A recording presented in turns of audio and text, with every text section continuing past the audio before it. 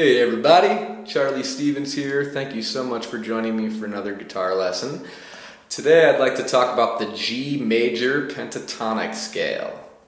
Okay, what is the G Major Pentatonic Scale? Well, a couple different ways to think about it actually. Depends on which way you want to do this. So if you've been watching the lessons on this channel, we've learned two different ways to approach this actually. Because the pentatonic scale can always be derived from a major scale. So in this case, G pentatonic scale, it can be derived from G major scale. So if you saw my lesson on the G major scale, we learned a 2-octave version in the open position here. It's 1 octave. It's the other octave.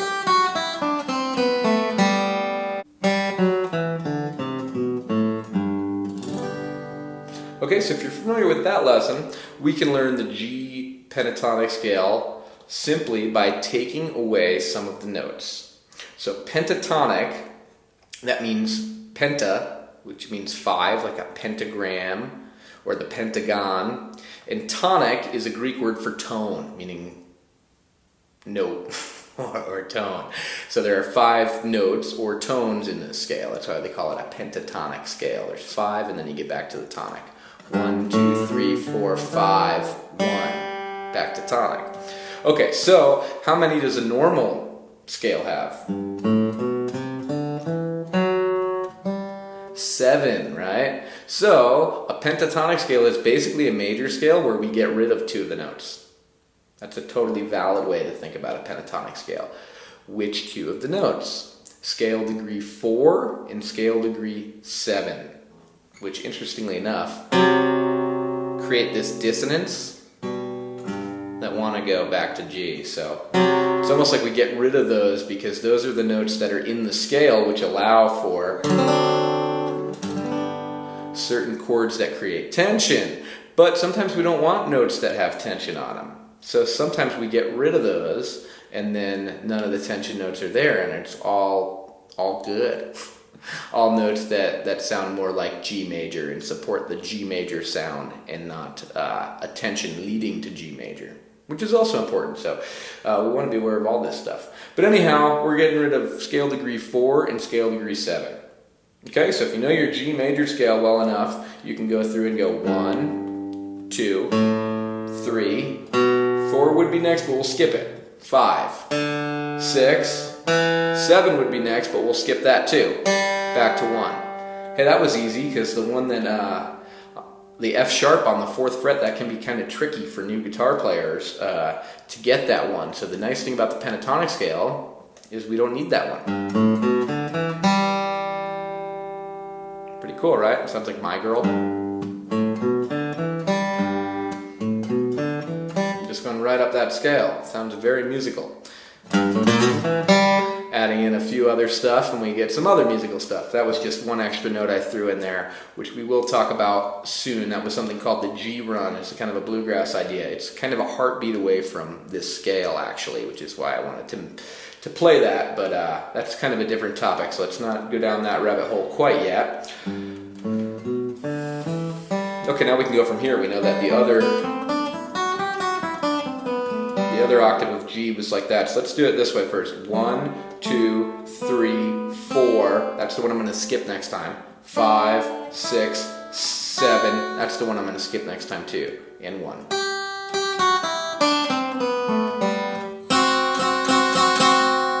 Leave those 2 notes out that create tension, which are in a D7 chord. Really wants to go to G. Okay, so that's a cool thing to have that tension in there. We want that in at certain times, but we want to control it.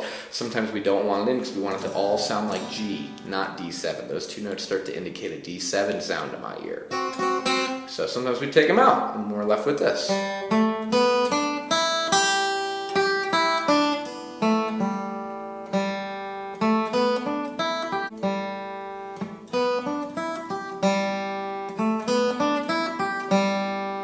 Okay, we're left with that. G, A, B, no C, D, E, no F sharp, back to G. Okay? Back down.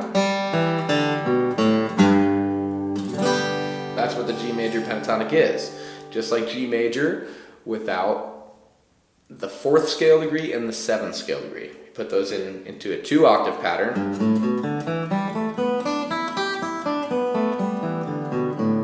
Starts looking like that. Okay, so I mentioned there was 2 ways of figuring out this scale. That's one of them. G major subtracting 2 of the notes. What's the other one? Well, it's the E minor pentatonic scale. If you remember the lesson from the E minor pentatonic scale,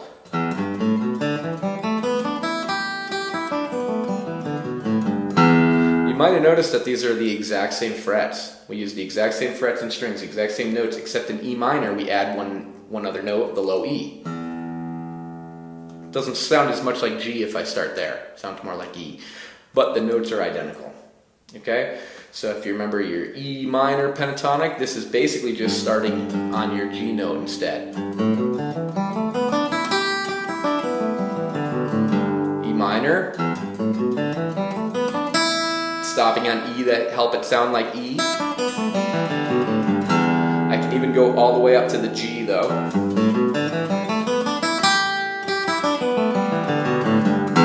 Still kind of sounds like E.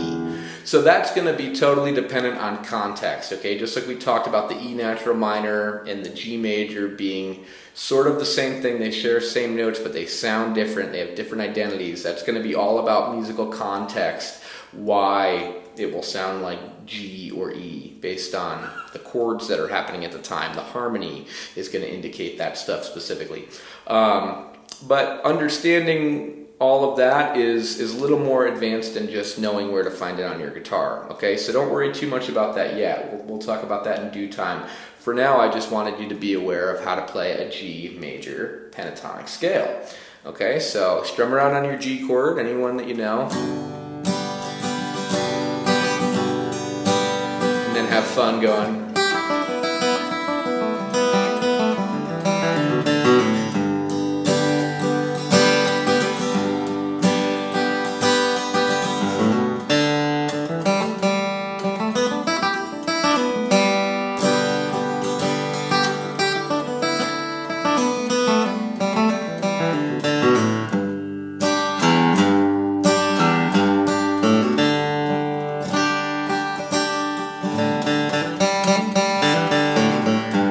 Hey, some of this stuff I can hold down in G and I can see that I can use this finger to kind of get this stuff from the pentatonic scale, right?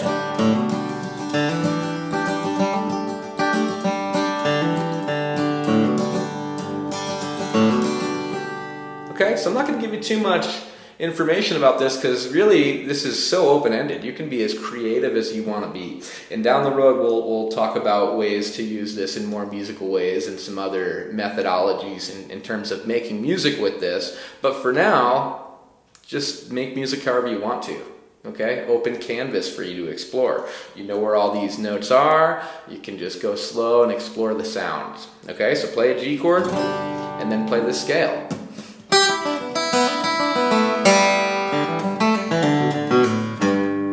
It's actually kind of hard for me to do that because I'm used to slipping in these other cool notes that are allowed to go in there too. But I would recommend doing it this way first because this is a framework. Now there are other notes I can add in there. Well, for one, there are 2 more notes I can add in there, the ones that we subtracted earlier, right? The C and the F sharp. Surely I can put those in there, and then instead of it being a pentatonic scale, it's back to a regular scale. But those aren't the only other notes I can add into this framework. So thinking about the pentatonic shape and getting really comfortable with it is a really great thing to do, because then if I say I want to add one more note,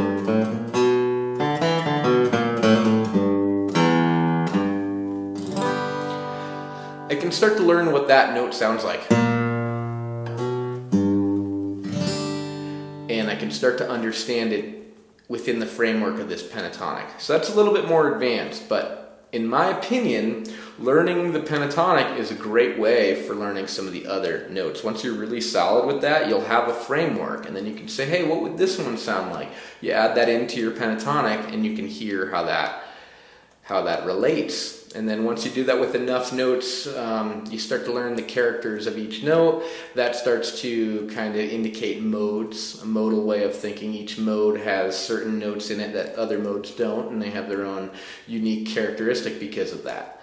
And that's because the notes themselves have their own identity and characteristics. So that takes a long time to be able to start having a really personal relationship with these sounds, okay?